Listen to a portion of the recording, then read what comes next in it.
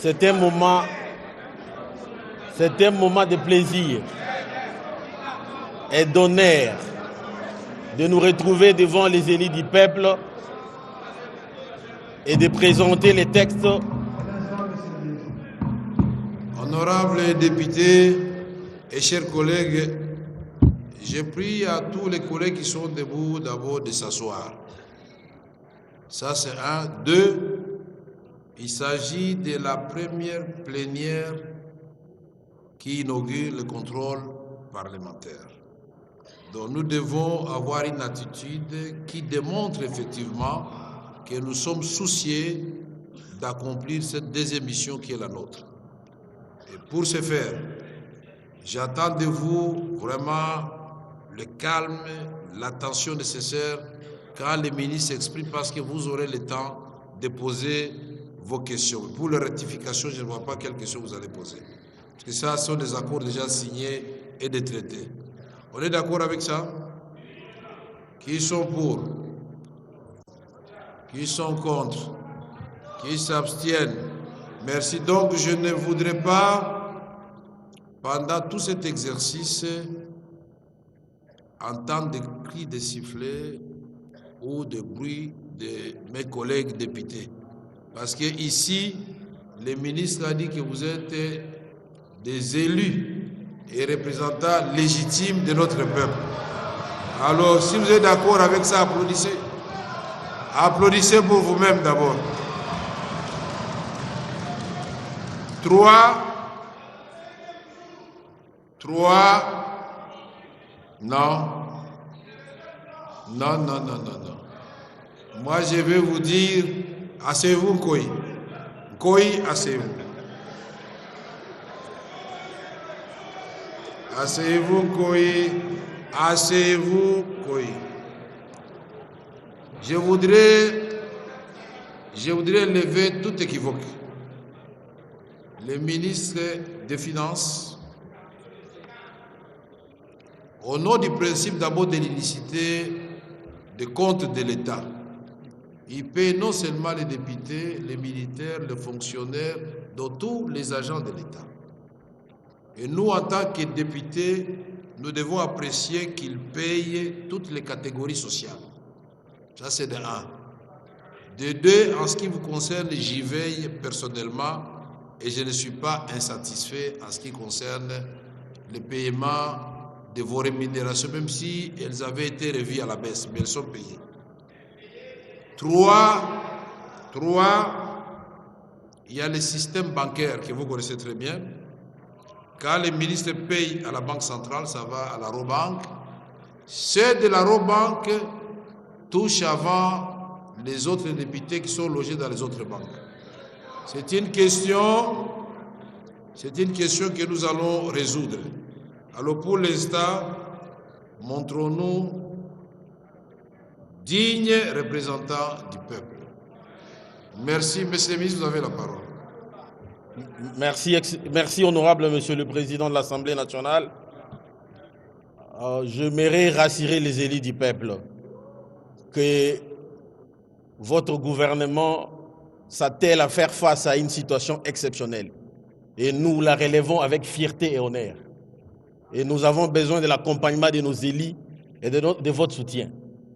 Parce que pour enchérir ce qui a été dit par l'honorable Monsieur le Président, nous n'avons aucun retard de paiement au niveau de l'Assemblée nationale pendant le moment où je vous parle ici.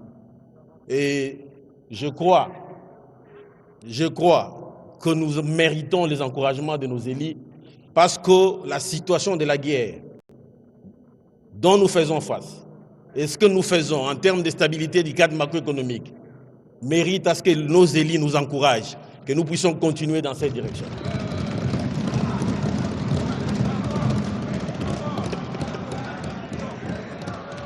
Honorable Monsieur le Président de l'Assemblée nationale, honorables membres du bureau, honorables députés nationaux élus légitimes et souverains du peuple congolais, il vous souviendra qu'au cours de la séance plénière de votre prestigieuse chambre, tenue le 14 décembre 2024, j'ai eu l'avantage de répondre à votre invitation afin de présenter à la représentation nationale les arguments favorables à l'inscription et au maintien de certains engagements du gouvernement, votre gouvernement, sous forme des accords de crédit, à la liste des matières devant faire l'objet d'habilitation par les gouvernements à légiférer par ordonnance-loi du président de la République, chef de l'État, lors de vos vacances parlementaires de décembre 2024.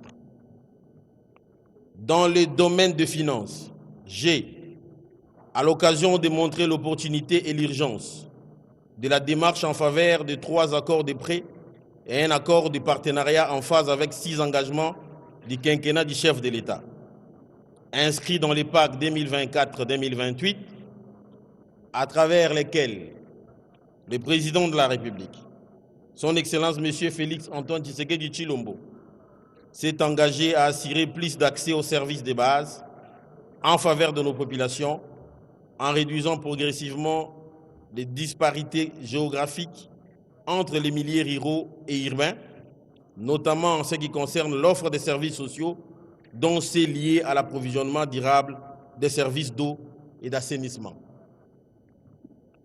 En substance, de 3 accords de prêt négociés et conclus par le gouvernement de la République, 2 s'inscrivent dans le cadre du programme régional d'appui au développement des infrastructures et de valorisation des ressources en eau transfrontalières entre la République centrafricaine, RCA, notre voisin, et la République démocratique du Congo, notre cher et beau pays.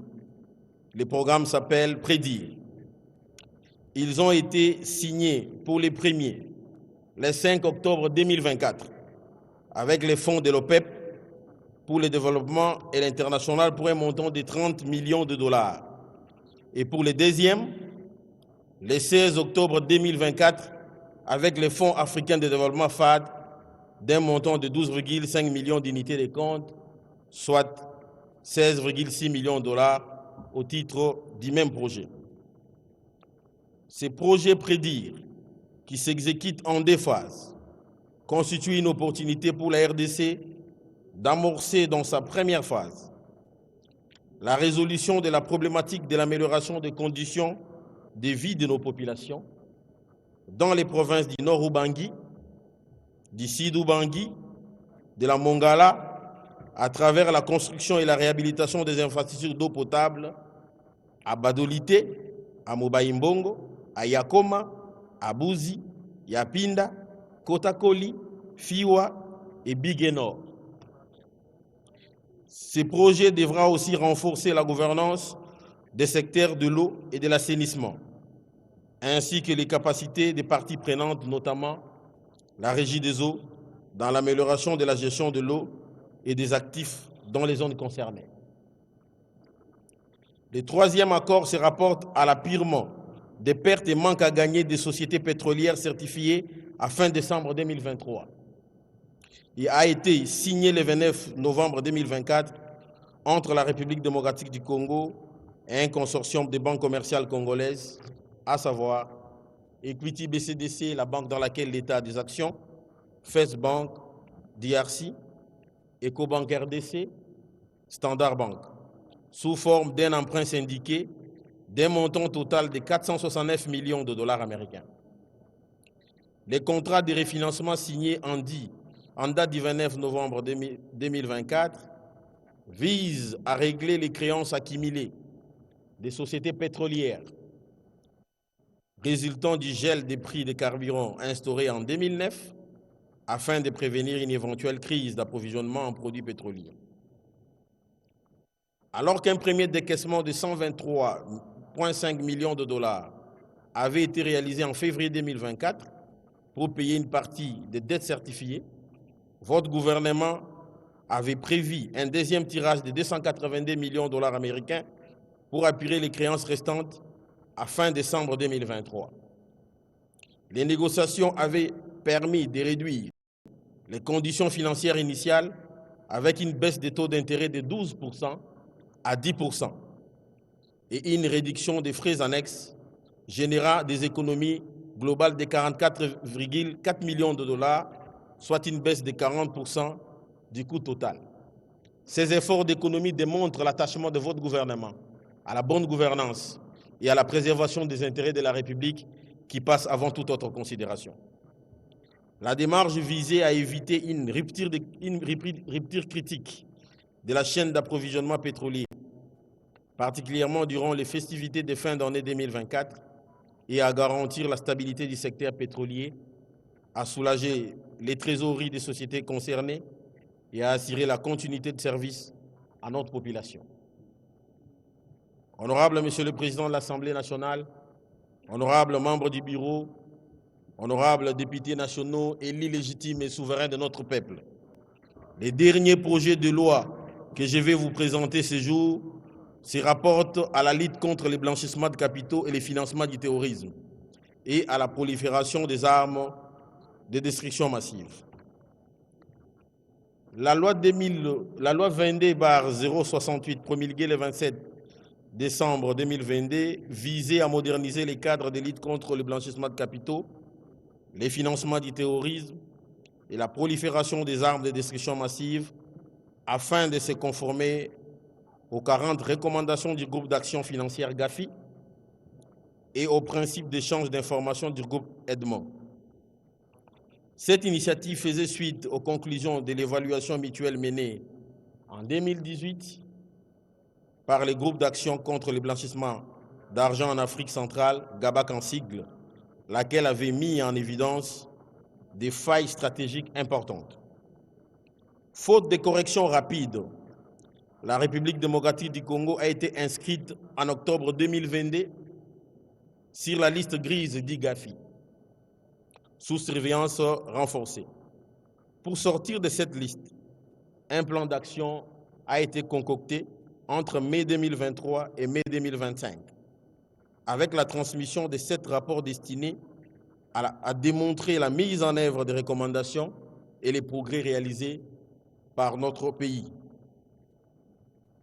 Comme vous le savez, l'inscription sur la liste grise pèse fortement sur l'économie nationale.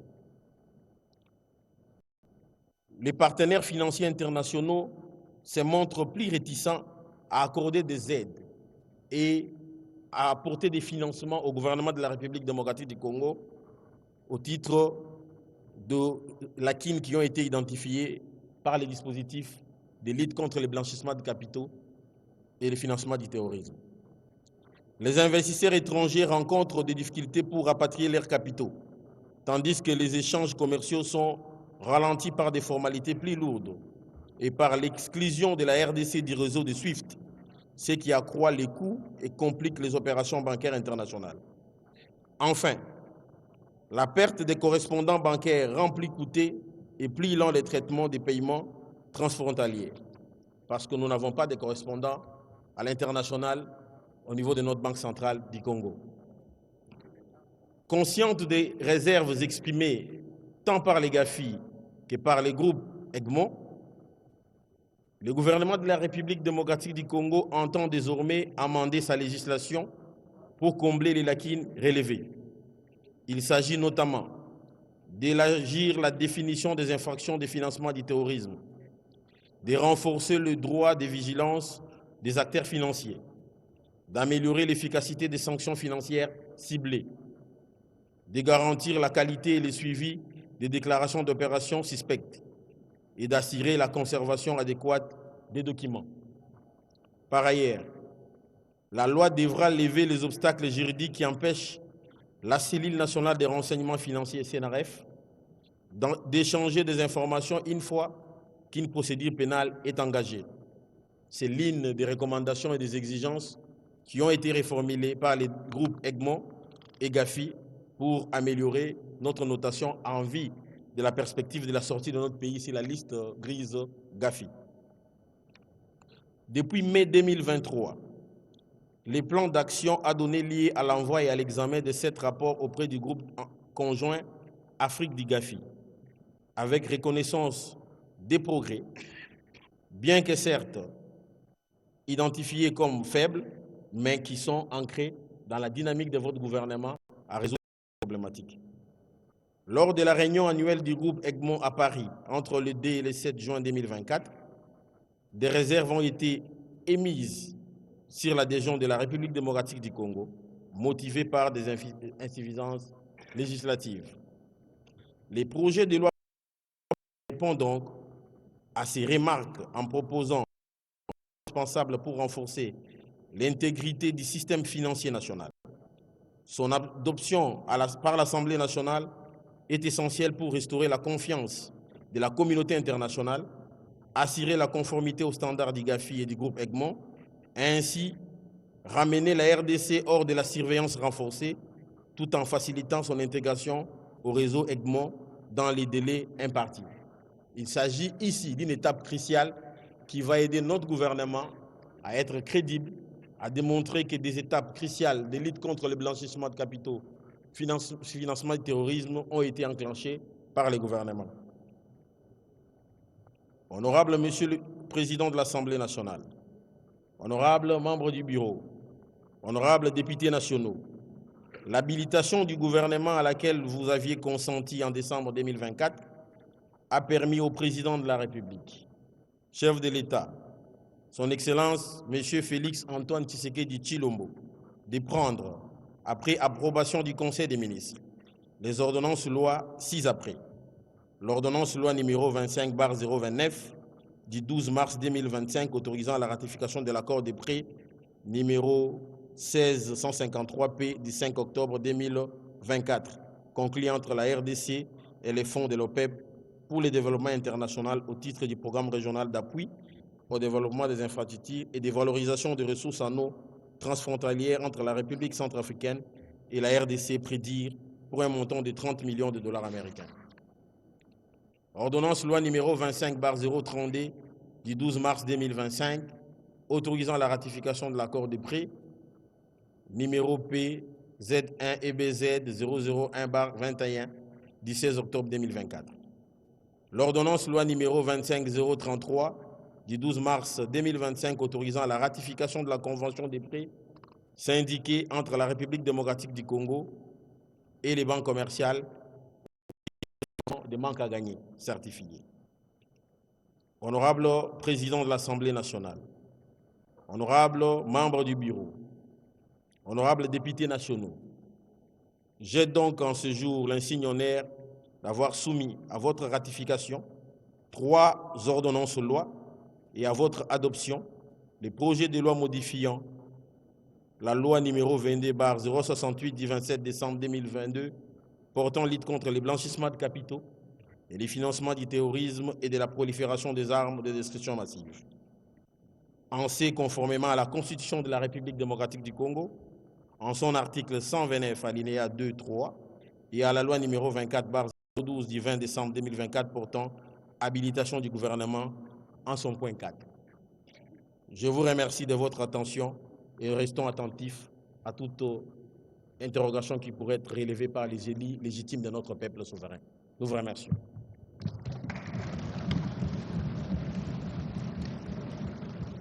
Nous vous remercions, Monsieur le ministre des Finances.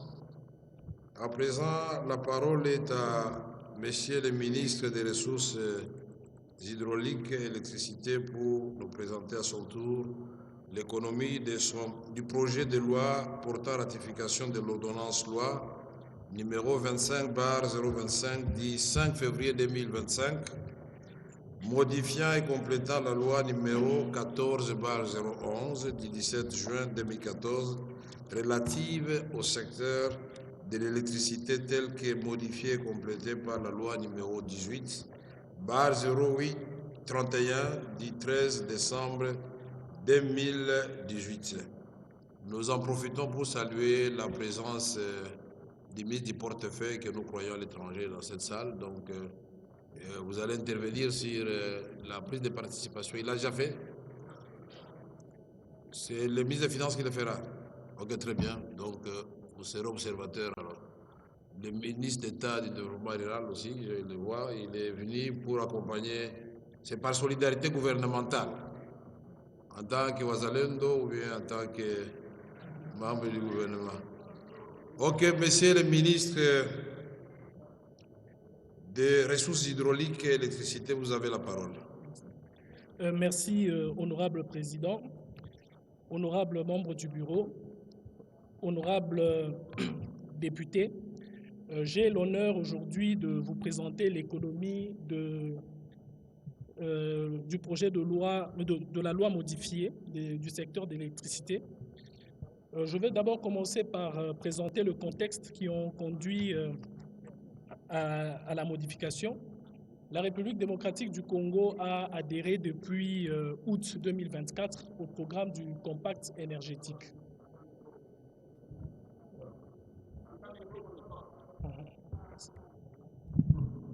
Merci. La République démocratique du Congo a adhéré depuis août 2024 dans le programme du Compact énergétique.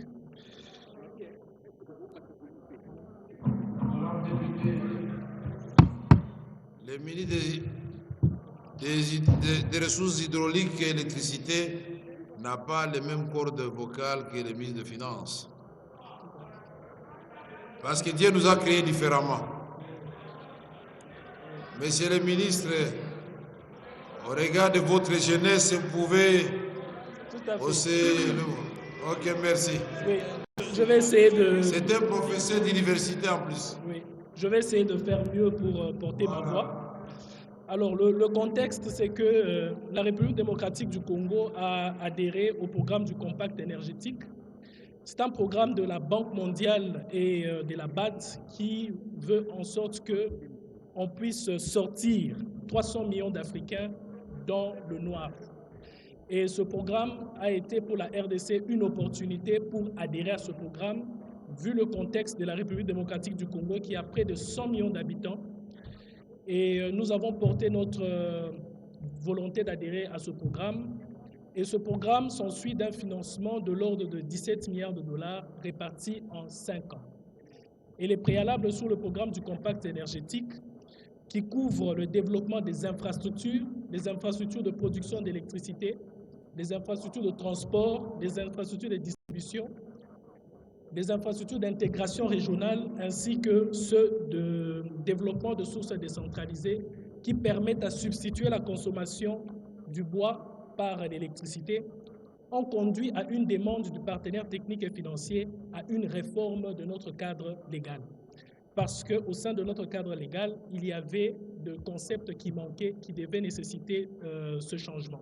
Le but de ce compact pour la RDC est qu'au bout de 5 ans, nous allons procéder à passer de 21% de taux d'accès à l'électricité à 62%, ce qui est un gap très important qui sera couvert de 40% par ce programme. Et nous avons adhéré à ce programme avec les modifications qui devaient porter. La loi telle que modifiée a apporté 7 nouveaux concepts qui étaient manquants dans la loi sur l'électricité, notamment la législation était muette sur les énergies renouvelables, la notion de stockage d'énergie, parce que c'est un programme qui va intégrer le développement aussi du photovoltaïque, qui avait une absence totale dans nos tests, la notion même de l'efficacité énergétique, parce qu'il y a des principes qui vont s'accorder où nous devons changer les modes d'utilisation de certains anciens équipements tels que les lampes à incandescence pour des lampes économiques. Il y avait aussi la notion de la transition énergétique parce que pour que nous puissions interdire ou rationaliser la consommation du bois charbon, bois énergie pour le bois électricité, il fallait qu'il y ait des tests qui en parlent, mais malheureusement l'ancienne loi ne portait pas tous ces éléments. Il y avait aussi la notion de la maîtrise d'énergie parce que aujourd'hui, nous avons beaucoup d'irresponsabilités en termes de gestion et des responsabilités sur les actes posés sur le secteur de l'électricité.